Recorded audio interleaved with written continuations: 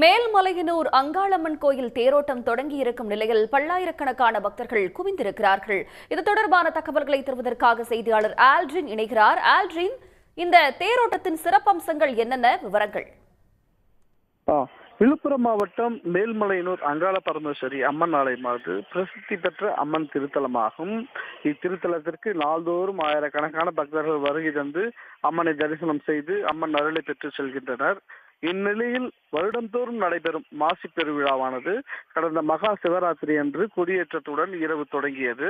தொடர்ந்து 13 நாட்கள் நடைபெறும் விழாவில் மயான கொள்ளை மற்றும் தீமிதி விழா நடந்து முடிந்துள்ளது.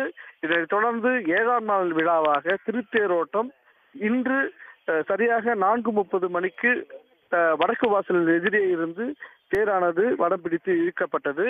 இதனை பக்தர்கள் ஏராளமானோர் காண வந்து மேல்மலையனூர் குவிந்துள்ளனர்.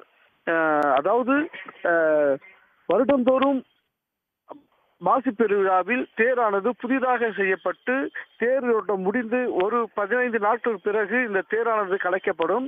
பச்சை மரங்களை கொண்டு செய்யப்படும் இந்த தேரில் அம்மன் அமர்ந்து வீதி உலா வருவது கண்கொள்ளா காட்சியாக உள்ளது. அதாவது பச்சை பட்டுடுத்தி மலர் அலங்காரங்களால் சிறப்பு அலங்காரம் செய்யப்பட்ட அம்மன் ஊஞ்சலில் அதாவது தேரில் அமர்ந்து பக்தர்களுக்கு அருள் பாலித்து வருவது மிக சிறப்பான ஒரு காட்சியாக இங்கே காணப்படுகிறது. இதை காண தமிழகத்தின் பல்வேறு பகுதிகளில் இருந்து பக்தர்கள் ஏராளமானோர் தொடர்ந்து மேல்மலையனூரில் குவிந்து வருகின்றனர். மேலும் இக்கூட்டத்தை பாதுகாப்பு பணியில் மாவட்ட கண்காணிப்பாளர் தலைமையில் போலீசார் அதிக அளவு குவிக்கப்பட்டுள்ளனர்.